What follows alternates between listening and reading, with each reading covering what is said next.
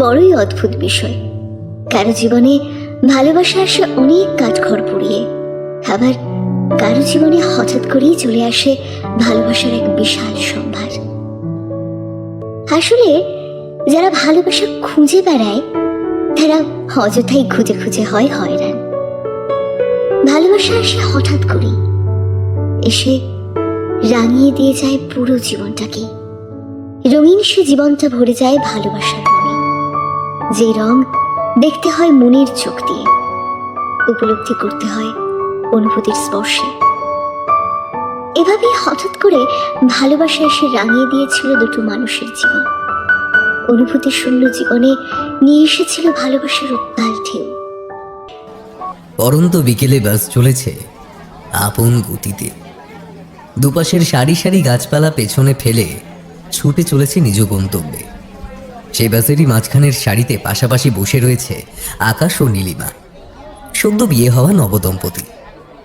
কাল বিয়ে হওয়া থেকে এখনো অবধি আকাশের সাথে ঠিকমতো কথা বলা হয়ে ওঠেনি নীলিমার।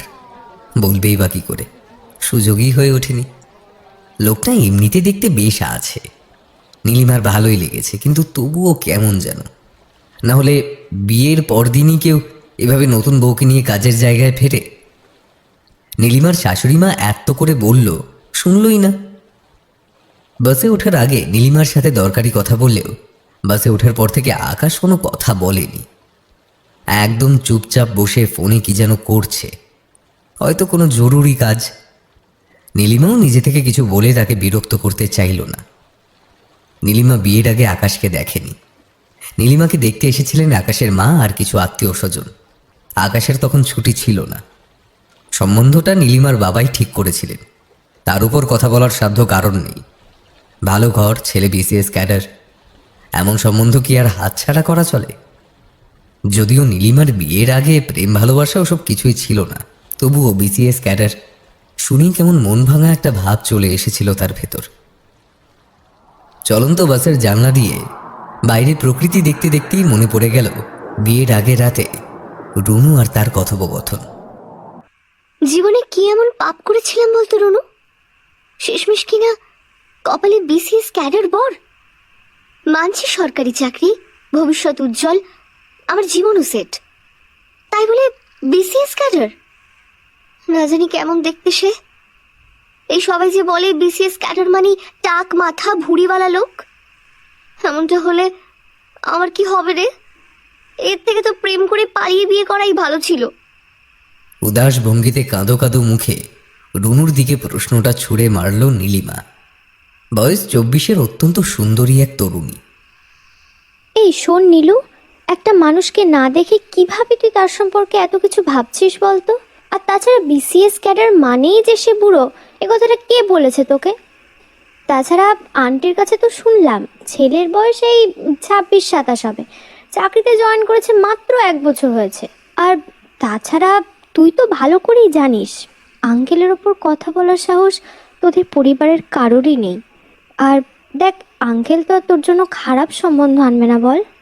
কিন্তু তাই বলে এই চুপ কর তো, অনেকক্ষণ ধরে শুনছি। ঠিক মতো করে মেহেদিটা লাগাতে দে তোর হাতে।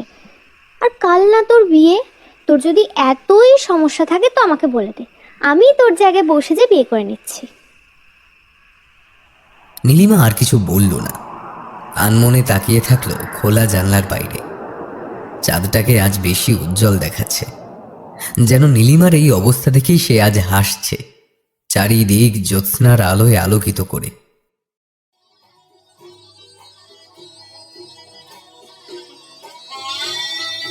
যথারীতি মহা ধুমধামেই বিয়ে হলো নীলিমার। বাবার একমাত্র মেয়ে নীলিমা এমনিতে সবসময় গম্ভীরভাবে থাকলেও তিনিও যে তার মেয়েকে খুব ভালোবাসেন তা যেন জানিয়ে দিল বিদায় বেলার কান্নায়। বাবা মেয়ে দুজনেই অনেকক্ষণ কেঁদেছিলেন। গাড়িতেও ফুপিয়ে কাঁদছিল নীলিমা। কান্নার মাত্রা এতই বেশি ছিল যে তার পাশে থেকে কেউ একজন অনবরত তাকে টিস্যু সাপ্লাই দিয়ে যাচ্ছিল, তা সে খেয়ালই করেনি।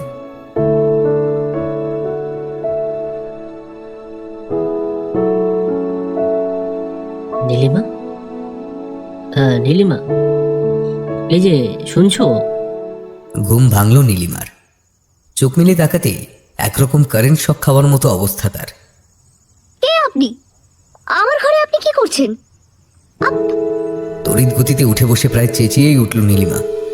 আর কিছু বলবার আগে সামনের সেই পুরুষটি চেপে ধরল নীলিমার মুখ। একটু ছটফট করলেও সেই পুরুষালী শক্তিতে পেরে না উঠে চুপ হয়ে গেল নীলিমা। আমি আকাশ, আকাশ আহমেদ, যার সাথে কাল তোমার বিয়ে হয়েছে। আর এটা আমার ঘর। কাল রাতে গাড়িতেই ঘুমিয়ে পড়েছিলে তুমি। পৌঁছাতে অনেক রাত হয়ে গেছিল, তাই তোমাকে আর ডাকিনি। একেবারে কোলে নিয়ে ঘরে চলে এসেছিলাম। আচ্ছা শোনো, বাথরুমে তোমার কাপড়টা রাখা আছে, উঠে ফ্রেশ হয়ে নাও। মা কিন্তু দুবার ডেকে পাঠিয়েছে। কথাগুলো বলে আকাশ উঠে আয়নার সামনে দাঁড়িয়ে নিজের চুল আঁচড়াতে লাগলো। এতক্ষণ যা শুনলো তাতে নীলিমার মরে যেতে ইচ্ছে করলো। নিজের বাসর রাতেও কেউ এমন কাজ করে? আর সব থেকে বড় কথা, নিজের বিয়ে করা স্বামীকেই সে চিনতে পারলো না। যদিও আগে কখনো দেখা হয়নি তাকে, বিয়েতেও ঘোমটা জড়ানো মুখটা একদম নিচু হয়েছিল নীলিমার। তবে এবার মুখটা তুলল সে। তাকিয়ে দেখল আয়নার সামনে দাঁড়িয়ে আছে সুদর্শন এক পুরুষ। পরনে হালকা নীল রঙের টি শার্ট, সাথে স্পোর্টস ট্রাউজার। পেটানো মেদহীন শরীর, বিস্তৃত বাহুদয়, চুলগুলো ঘন কালো, গাঢ় বাদামি রঙের চোখের মণি তার। না জানি কেন অপলক দৃষ্টিতে আকাশের দিকেই তাকিয়ে রইল নীলিমা। নীলিমার দিকে না তাকিয়েই আয়নায় নিজের চুল আঁচড়াতে আঁচড়াতে বলল, ওভাবে তাকিয়ে কি দেখছো? সবাই অপেক্ষা করছে আমাদের জন্য। এবার নীলিমা তড়িৎ বেগে বিছানা ছেড়ে উঠে বাথরুমে ঢুকে দরজা লাগিয়ে দিল।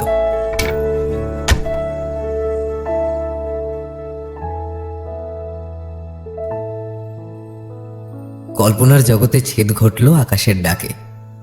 তোমার কি একা একা হাসার রোগ আছে? হঠাৎ প্রশ্নটা শুনে একটু অপ্রস্তুত হয়ে গেল নীলিমা। কি বলবি কিছুই বুঝতে পারল না। হয়তো নীলিমার অবস্থা বুঝতে পেরে হালকা হেসে আকাশ বলল, না, অনেকক্ষণ ধরে খেয়াল করছিলাম, বাইরের দিকে তাকিয়ে আনমনে হাসছিলে। নীলিমা এবার একটু স্বাভাবিক হওয়ার চেষ্টা করল। হয়তো আকাশ চাইছে তার সাথে কথা বলতে। ঠিকই তো, আর কতক্ষণ চুপচাপ থাকবে এভাবে? ওদের দেখে কেউ বলবে না যে ওরা নববিবাহিত দম্পতি? না, মানে ওই একটু রনুর কথা মনে পড়ে গিয়েছিল। একসাথে থাকলে আমরা সবসময় মজা করতাম, সেগুলোই মনে পড়ছিল, তাই হাসছিলাম। আপনার কাজ শেষ? কাজ? কিসের কাজ? ওই যে ফোনে কি করছিলেন, ভাবলাম হয়তো কোনো গুরুত্বপূর্ণ কাজ। ও হ্যাঁ হ্যাঁ হ্যাঁ, কাজ। অফিসের জরুরি কিছু ফাইল পাঠিয়ে দিলাম। ইনকাম ট্যাক্সের অফিসের চাকরি সব সময় চাপ, আর এখন বেরোলে যাতে খুব একটা চাপ না হয় সেই জন্যই কাজগুলো সেরে ফেললাম। নীলিমা অনেকক্ষণ ধরে মনের মধ্যে একটা কথা চেপে রেখেছিল। এখন যেহেতু আকাশ তার সাথে বেশ কথা বলছে, তাই সাহস করে বলেই ফেলল কথাটা। আপনাকে একটা কথা বলার ছিল। হ্যাঁ বলো না, কি বলবে? আপনি এমন কেন করলেন? আজ কালই আমাদের বিয়ে হলো, আজই কিনা আপনি কাজে ফিরছেন। এমনটা কেউ করে? আজ তো কাজে ফিরছে না। মানে আজ সকালে যে মাকে বললেন? হ্যাঁ বলেছি তো, কাজের চাপ আছে। এটা তো বলিনি যে আজই ছুটির শেষ দিন। ভারী আজব মানুষ তো আপনি। বাড়িতে তাহলে কেন বললেন আজই ফিরতে হবে আপনাকে? কারোর সাথে ঠিকমতো কথাও বলতে পারলাম না আমি। মায়ের সাথে তো কথা বলেছো, তাতেই হবে, কারণ আমার কাছে আমার মাই সব। আর আমরা যে আজ ফিরছি না সেটাও মা জানে। আমরা ঢাকা যাচ্ছি না। তাহলে যাচ্ছি কোথায় আমরা?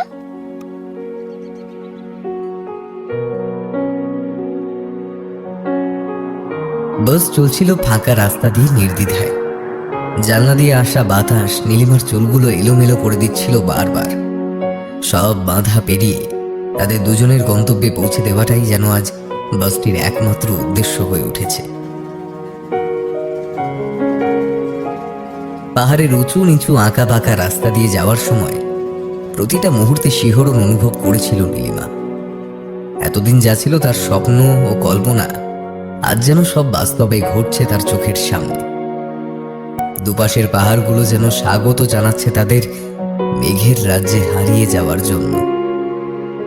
গতকাল বিকেলে রংপুর থেকে রওনা দিয়ে ঢাকা হয়ে লম্বা সফর শেষে খাগড়াছড়িতে বাস থেকে তারা নেমেছিল সকাল 6টায়। সেখানেই সকালের খাওয়া দাওয়া করে আকাশ আর নীলিমা চাঁদের গাড়িতে রওনা দিয়েছিল সাজেকের উদ্দেশ্যে। পাহাড়ি রাস্তায় চলাচলকারী ছাউনি দেওয়া এসব জিপ গাড়িগুলোকে বলা হয় চাঁদের গাড়ি বা চাঁদের গাড়ি। আকাশ আর নীলিমা বসেছিল গাড়ির একদম পেছনের দিকে। সামনে ছিল আরো জানা কয়েক যাত্রী। সকলের উদ্দেশ্য সাজেক। নীলিমা গতকাল রাতেও জানতো না তাদের গন্তব্য কি ছিল, তবে এখন পাহাড়ের এই অপরূপ সৌন্দর্য দেখে তার মনে হচ্ছে তাদের গন্তব্য স্বপ্নেরই কোনো এক রাজ্যে। মেঘ ছুঁই ছুঁই করা উঁচু পাহাড়গুলো বিস্ময় ভরা চোখে দেখছিল নীলিমা। তোমার তো পাহাড় ভালো লাগে তাই না? হ্যাঁ, খুব ভালো লাগে। আমার খুব ইচ্ছে ছিল একদিন এরকম একটা জায়গায় ঘুরতে যাব। এবার বুঝলে বাড়িতে কেন বলেছিলাম ওটা? জিপ গাড়িটা গতি কমিয়ে ধীরে ধীরে উপরে উঠে চলছিল। নীলিমার যেমন রোমাঞ্চকর অনুভূতি হচ্ছিল, ঠিক তেমনই একটু একটু ভয়ও করছিল। পাহাড়ে সে এর আগে আর কখনো আসেনি, তবে পাহাড়ের উঁচু নিচু সরু পথ আর চারপাশের প্রাকৃতিক পরিবেশ তাকে বেশ মুগ্ধ করেছে। একটু পরপরই পাহাড়ি আদিবাসীদের ছোট ছোট ঘর দেখা যাচ্ছিল। রাস্তার দুপাশে ছোট ছোট আদিবাসী ছেলেমেয়েগুলো হাত নাড়িয়ে তাদের স্বাগত জানাচ্ছিল, যেন তারা বলছিল, পাহাড়ি মেঘের রাজ্যে তোমাদের স্বাগতম। সাজেকে পৌঁছতে পৌঁছতে দুপুর হয়ে গিয়েছিল। পশ্চিম আকাশে হালকা হেলে পড়েছে সূর্য। রুইলুই পাড়াতে সাজেকের বেশিরভাগ কটেজ থাকলেও নীলিমাদের কটেজ ছিল রুইলুই পাড়া থেকে আরো খানিকটা দূরে, কাংলাক পাহাড়ের কাছে। কাংলাক সাজেকের সবচেয়ে উঁচু পাহাড়। কটেজগুলো পাহাড়ের গা ঘেঁষে কাঠের তক্তার উপর বানানো।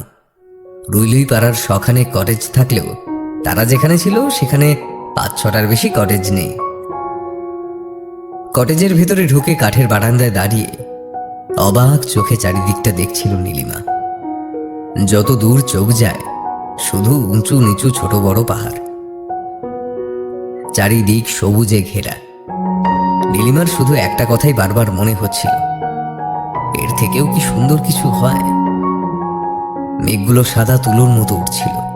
মনে হচ্ছিল এই বুঝি নিচে নেমে ধরা দেবে নীলিমার হাতে। বারান্দায় দাঁড়িয়ে ভীষণ অবাক হয়ে তাকিয়ে চারপাশের অপরূপ প্রকৃতি দেখছিল নীলিমা। কিছুক্ষণ পরেই আকাশ এসে দাঁড়ালো তার পাশে, হাতে দুটো চায়ের কাপ। একটি কাপ নীলিমার দিকে এগিয়ে দিতে দিতে বলল, এই নাও, গরম আছে কিন্তু। কেয়ারটেকার ছেলেটা খুব আন্তরিক, বলার 2 মিনিটের মধ্যে চা হাজির। এরকম পরিবেশে চায়ের কাপে চুমুক দিতে দিতে প্রকৃতি উপভোগ করার মতো সুখ মনে হয় আর নেই, তাই না?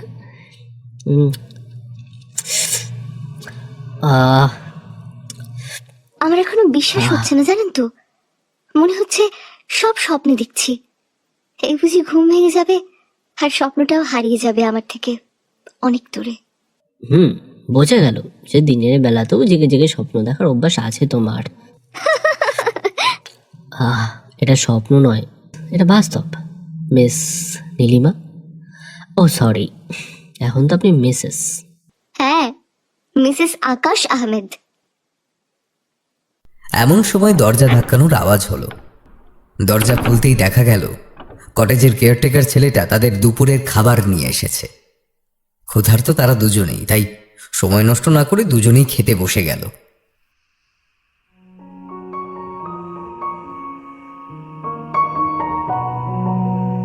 চাঁদের আলোয় কাঠের বারান্দায় বসে আছে নীলিমা। আশপাশ থেকে ভেসে আসছে ঝিঁঝি পোকার মৃদু গুঞ্জন। ফোনের স্ক্রিনে সময় দেখল নীলিমা, রাত্রি 11টা। শহরে এটা খুব বেশি রাত না হলেও পাহাড়ে এখন গভীর রাত। চারিদিকে শুধু নিস্তব্ধতা। এখানে আসার পর থেকে অদ্ভুত রকমের প্রশান্তি কাজ করছিল নীলিমার ভেতর। খুব ইচ্ছে করছিল আকাশকে আবার ধন্যবাদ জানানোর, কিন্তু তার পারছে কই। বিকেলে সেই যে ঘুমিয়েছে, এখনো ঘুমোচ্ছে মহাশয়। ভারী রাগ হলো নীলিমার। রাতের খাবারটুকু পর্যন্ত খায়নি। কটেজের কেয়ারটেকার ছেলেটা দুপুর রাত দুবেলাতেই সময় মতো খাবার দিয়ে গিয়েছে, আর বলেছে কোনো কিছুর প্রয়োজন হলেই যেন তাকে জানানো হয়। নীলিমা খেয়াল করেছে এখানকার পাহাড়ি আদিবাসীরাও খুব সুন্দর বাংলা জানে, একদম বাঙালিদের মতো। হবে নাই বা কেন, তারাও তো এই বাংলারই মানুষ। নীলিমা একবার ভেবেছিল আকাশকে ডাক দেবে, কিন্তু আকাশের ঘুমন্ত চেহারাটা দেখে আর পারল না। ঘুমন্ত অবস্থায় মানুষটাকে দেখতে ভীষণ মায়াবী লাগছিল। অনেকক্ষণ আকাশের দিকে অপলক দৃষ্টিতে তাকিয়েছিল নীলিমা। তার ভেতর কেমন যেন মিশ্র একটা অনুভূতি কাজ করছিল তখন। নীলিমা বুঝে উঠল না অনুভূতিটা কি, কিন্তু এতটুকু সে বুঝল আকাশকে তার ভালো লাগতে শুরু করেছে। রাতের আকাশে উজ্জ্বল চাঁদ, আলোকিত চারিপাশ। এখন অবশ্য বিদ্যুৎ নেই। পাহাড়ে বিদ্যুতের খুব সমস্যা খেয়াল করেছে নীলিমা। কিছুক্ষণ পরপরই বিদ্যুৎ যাওয়া আসা করছিল। অন্ধকারে নীলিমার ভয় করলেও এখন অবশ্য তার একদমই ভয় লাগছে না। বারান্দায় বসে গুনগুনিয়ে গান গাইতে লাগলো। বাহ, বেশ সুন্দর গাও তো তুমি। ওই আর কি, মাঝে মাঝে একটু একটু গেয়েই ফেলি। ঘুম হলো আপনার? হ্যাঁ, ঘুম তো হলোই। এত লম্বা জার্নিতে শরীরটা খুব ক্লান্ত হয়ে গিয়েছিল। সরি। হ্যাঁ, আজ তোমায় নিয়ে বেরোতেই পারলাম না। প্লিজ কিছু মাইন্ড করো না। আরে না না, সরি বলছেন কেন? আমি কিছু মনে করিনি। আমিও জানি আপনার ঘুমটা দরকার ছিল। বলেই মুচকি একটা হাসি দিল নীলিমা। চাঁদের আলোয় আকাশের কাছে অপরূপ লাগছিল সেই হাসি। নীলিমার কাছে গিয়ে দাঁড়িয়ে আকাশ বলল, বুঝতে পারি। প্রশ্নটা শুনে কেমন যেন হতে লাগলো নীলিমার। বুকের ভেতর সূক্ষ্ম কম্পন অনুভব করল সে।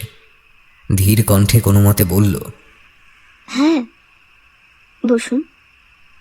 ছোট্ট কাঠের বারান্দায় নীলিমার পাশে এসে বসলো আকাশ। যদিও শুরু থেকে এখানে আসা অবধি তারা একসাথেই পাশাপাশি বসে এসেছে, কিন্তু এবার নীলিমার ভীষণ লজ্জা করতে লাগলো। দুজনেই কিছুক্ষণ নীরব থেকে তাদের অস্বস্তি ভাবটা কাটানোর চেষ্টা করলো। শেষমেশ আকাশই কথা বলা শুরু করলো। একটা প্রশ্ন করবো তোমায়? হ্যাঁ, অবশ্যই করুন। তোমার আমাকে পছন্দ হয়েছে? আকাশের এরকম প্রশ্নে হক চকিয়ে গেল নীলিমা। ভেতরে ভেতরে ভীষণ বিভ্রান্তিতে পড়ে গেল। বুঝে উঠতে পারছিল না কিভাবে কি বলবে এই প্রশ্নের জবাবে। বিয়ের আগে তো দেখোনি আমায়, তাই বলছিলাম আর কি। পছন্দ হয়েছে আমায়? আমি ছোট থেকেই বাবার খুব কড়া শাসনের ভেতর বড় হয়েছি। বিয়ের ক্ষেত্রেও যে বাবার মতে চূড়ান্ত হবে তা আমি আগে থেকেই জানতাম। তবে আমার বিশ্বাস ছিল যে বাবা ঠিক আমার জন্য একজন রাজকুমার খুঁজে আনবে। হে, কি হলো এটা? আমি তো মোটেও রাজকুমার নই।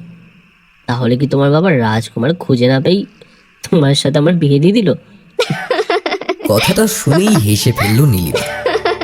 মেয়েটার হাসির মধ্যে রয়েছে এক অদ্ভুত স্নিগ্ধতা। আকাশকে তা মুগ্ধ করেছে বারবার, প্রতিবার। তোমার এই হাসিটা আমার খুব পছন্দের নীলিমা। যতবার দেখি ততবারই মুগ্ধ হয়ে যাই। আপনি মিথ্যে বলছেন। আমার হাসি মোটেও ভালো নয়।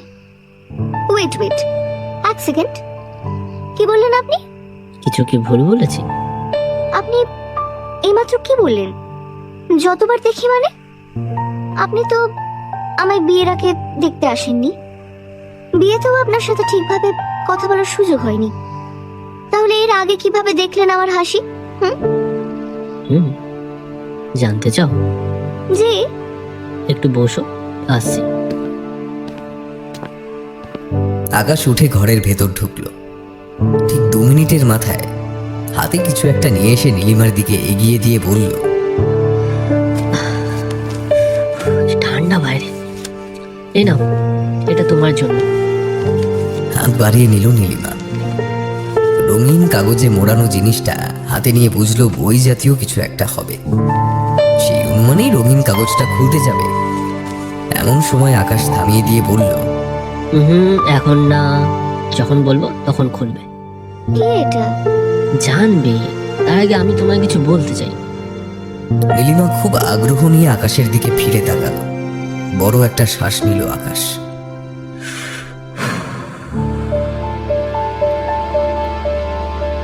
শোনো তবে, আজ থেকে প্রায় মাস 2 আগের ঘটনা। সেদিন সন্ধ্যায় খুব বৃষ্টি হচ্ছিল, মুষলধারে বৃষ্টি পড়ছিল চারপাশে। বাস স্টপে একাই দাঁড়িয়েছিলাম, অপেক্ষায় ছিলাম যে কখন বাস আসবে আর আমি বাড়ি ফিরব। হঠাৎই খেয়াল করলাম যে একটা মেয়ে বৃষ্টি থেকে বাঁচার জন্য প্রাণপণে দৌড়ে আসছে। আমি যেখানে দাঁড়িয়েছিলাম সেই ছাউনিটার দিকে। একদম কাক ভেজা হয়ে গেছিল মেয়েটা, তবে তার ভেজা মুখে ছিল একটা অদ্ভুত মায়া, যা আমায় দ্বিতীয়বার তার দিকে তাকাতে বাধ্য করেছিল। সেই দিনই তাকে দেখেছিলাম প্রথমবার। একটু পর বাস এলো। সে বাসে উঠলেও আমি উঠতে পারিনি। বাস আসার একটু আগে ফোন কল এসেছিল অফিস থেকে। কথা বলার ফাঁকে কখন যে বাস এলো, কখন যে তাকে নিয়ে চলে গেল, বুঝতেই পারলাম না। অগত্যা অপেক্ষা করতে থাকলাম পরের বাসের জন্য। এমন সময় খেয়াল করলাম যে যেখানটায় সে বসেছিল সেখানেই তার নিচে পড়ে রয়েছে একটা ডায়েরি। বুঝেছিলাম যে সে ফেলে গিয়েছে। হাতে তুলে নিলাম। ডায়েরিটার উপরে না খুব সুন্দর করে তার নামটা লেখা ছিল। ডায়েরিটা হাতে তুলে তো নিলাম, কিন্তু সেটা নিয়ে কি করব কিছুই বুঝলাম না। কৌতূহল হলো, যদিও ডায়েরি পড়া মোটেও ঠিক নয়, কিন্তু মন মানছিল না। বাসও আসছিল না, তাই কৌতূহল আটকে রাখতে না পেরে খুলে ফেললাম। প্রথম পাতা, দ্বিতীয় পাতা, এভাবে পড়তে পড়তে কখন যে পুরোটা পড়ে ফেলেছি নিজেরই খেয়াল ছিল না। তার মনের অব্যক্ত কথা আর ছোট ছোট স্বপ্নগুলো আমার ভীষণ মুগ্ধ করেছিল। দেখলাম বৃষ্টি থেমে গেছে ততক্ষণে। ঘড়ির দিকে তাকিয়ে দেখি আমি প্রায় 2 ঘন্টা ধরে ওখানেই বসে আছি। তখন বাজে রাত 10টা, তাই তেমন কোনো মানুষের আনাগোনাও ছিল না। ডায়েরিটা হাতে নিয়ে হাঁটতে লাগলাম বাড়ির উদ্দেশ্যে। সেদিন অনেকদিন পর খুব ভালো লাগছিল। কেন জানি না, নতুন নতুন প্রেমে পড়লে যেমনটা হয় ঠিক তেমন। জানো তো, কলেজ লাইফে একজনকে খুব ভালোবাসতাম। খুব মানে খুব, একেবারে। তাকে নিয়ে অনেক স্বপ্ন ছিল, কিন্তু যেদিন অন্যের হাত ধরে তাকে ঘুরতে দেখেছিলাম, যে চোখে বিশ্বাস করতে পারছিলাম না সেদিন। এতদিন সে আমায় শুধু তার নিজের স্বার্থের জন্য ব্যবহার করছিল। খুব কষ্ট পেয়েছিলাম সেদিন। পড়াশোনায় বরাবরই ভালো ছিলাম, অথচ সেইবার 3টে সাবজেক্টে ফেল। শক্ত করলাম নিজেকে। সেদিন থেকে প্রতিজ্ঞা করেছিলাম যে কখনো বিয়ে করব না। এভাবেই সেদিনের পাওয়া সেই কষ্ট নিয়ে কলেজ পেরিয়ে ইউনিভার্সিটি, সেখান থেকে নিজের অক্লান্ত পরিশ্রমে আজ আমি কিছুটা করতে পেরেছি। চাকরিটা পাওয়ার পর বাড়ি থেকে খুব জোরাজুরি করছিল বিয়ের জন্য। প্রায়ই কোনো না কোনো অজুহাতে কথা কাটিয়ে প্রসঙ্গ পাল্টে নিতাম আমি। তাছাড়া আর কি বা করতাম? যাকে ভালোবেসেছিলাম সে তো আমায় ধোঁকা দিয়েছিল। সেদিন অনেক দিন পর খুব ভালো লাগছিল। নতুন নতুন প্রেমে পড়লে যেরকমটা হয় ঠিক সেরকম। একটা চাপা দীর্ঘশ্বাস বেরিয়ে এলো আকাশের ভেতর থেকে। চারিদিক নিস্তব্ধ, সেই সাথে নিস্তব্ধ আকাশও। নীলিমা চুপচাপ শুনছিল আকাশের কথা। সেদিন বাস্তবে তাকে প্রথম দেখার পর ঠিক একই অনুভূতি হয়েছিল, যেমনটা হয়েছিল ঠিক সেদিন, যেদিন প্রথম আমার প্রাক্তন প্রেমিকাকে কলেজে দেখেছিলাম। তখনই মনে পড়ে গেল অতীত স্মৃতি। পুরনো ক্ষত নতুন করে যেন জেগে না ওঠে, এজন্য নিজেকে শক্ত করলাম। ভুলে যেতে চাইলাম এক পলক দেখা সেই তাকে, কিন্তু তার ডায়েরিটা তা যে আমার কাছেই থেকে গেছে। এমন না যে ইচ্ছে ছিল না ডায়েরিটা ফেরত দেওয়ার, কিন্তু ফেরত দিলেই বা কিভাবে দিতাম? তা শুধু নামটাই জানতাম, তাছাড়া কিছুই জানতাম না। আচ্ছা, তার নামটা কি ছিল? সব বলবো। হ্যাঁ, তো এভাবেই চলছিল। স্মৃতির পাতায় তাকে বাঁচিয়ে রেখে দিনগুলো কাটিয়ে দিচ্ছিলাম। এবার হঠাৎ একদিন মায়ের পুরনো এক বান্ধবী এসেছিল আমাদের বাড়িতে, সাথে তার মেয়েও। মেয়েটি দেখতে কিন্তু বেশ ছিল, তোমার মতো এত সুন্দর না হলেও ছিল আর কি, ভালোই। যদিও আমি নতুন করে খুব একটা কারোর সাথে কথা বলি না, কিন্তু মেয়েটা কেমন করে যেন আমার সাথে ভাব জমিয়ে তুললো, আর সেটা কিছুক্ষণের মধ্যেই, বুঝলে? এতক্ষণ খুব মনোযোগ দিয়েই আকাশের কথা শুনছিল নীলিমা, কিন্তু শেষের কথাগুলো শুনে হঠাৎ যেন মেজাজটাই বিগড়ে গেল নীলিমার। একে তো এক মেয়ের সামনে অন্য মেয়ের প্রশংসা করা অপরাধ, তার ওপর সেই প্রশংসাকারী যদি হয় নিজের বর, তাহলে তো কথাই নেই। বুঝেছি, এটাও বুঝেছি যে তাকে আপনার ভালো লেগেছিল, তো তাকে বিয়ে করে নিলেই হতো। অযথা আমায় বিয়ে করতে গেলেন কেন? কি করব বলো, মাঝে জোর করে তোমার সাথে এই বিয়েটা দিল। আকাশের দিকে তাকালো নীলিমা। চাঁদের উজ্জ্বল আলোয় নীলিমার মুখটা স্পষ্ট দেখা যাচ্ছিল। চোখের কোণে অশ্রু ফোঁটা চিকচিক করছে। শেষ কথাটি তার কাছে যেন কাঁটার মতো বিঁধল। বিয়ের দুদিন পরেই যে তাকে এমন কথা শুনতে হবে তা সে কল্পনাও করতে পারেনি। ভীষণ কান্না পাচ্ছিল ওর। সেখান থেকে উঠে যেতেই হঠাৎ আকাশ নীলিমার হাত ধরে তাকে কাছে টেনে নিল। এই প্রথম দুজন দুজনের নিঃশ্বাস খুব কাছ থেকে অনুভব করল। নীলিমা কাঁদছে। আকাশ তার চোখের জলটুকু মুছে দিয়ে বলল, যাচ্ছ কেন? ওটা না শুনলে জানবে কি করে যে আমার এক পলকে ভালোবেসে ফেলা সেই মেয়েটা তুমিই ছিলে? কথাটি বলেই তার দেওয়া সেই উপহারটির দিকে ইশারা করল আকাশ। নীলিমার সময় নষ্ট না করে মুহূর্তেই ওপরের কাগজটি খুলে অবাক চোখে তাকালো আকাশের দিকে। হঠাৎ কোথা থেকে যেন দমকা হাওয়া এসে এলোমেলো করে দিল নীলিমার চুল। চারিদিকে এত নিস্তব্ধতা যে বাতাসের শব্দও শোনা যাচ্ছে খুব স্পষ্টভাবে। হ্যাঁ হ্যাঁ নীলিমা, তুমিই ছিলে সেই দিনের সে, যাকে দেখে নতুন করে আবার ভালোবাসা জন্মেছিল আমার। সেদিনের পর অনেক ভেবেছি জানো তো, কিন্তু কিভাবে খুঁজবো তোমায় তা কিছুতেই বুঝে উঠতে পারছিলাম না। এমনকি যেই বাস স্টপে প্রথম তোমায় দেখেছিলাম, সেখানেও কয়েকবার গিয়ে দাঁড়িয়েছিলাম ঘন্টার পর ঘন্টা। যখন প্রায় আশা ছেড়ে দিয়েছিলাম, ঠিক তখনই সৃষ্টিকর্তার ইশারায় আমার পরিচয় হলো রুনুর সাথে। ওই যে বলেছিলাম মায়ের বান্ধবীর মেয়ে, রুনুই আমার মায়ের বান্ধবীর মেয়ে।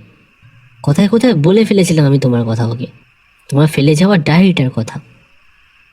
ডায়েরির কথা শুনে রুনু দেখতে চেয়েছিল ডায়েরিটা, আমিও দেখালাম।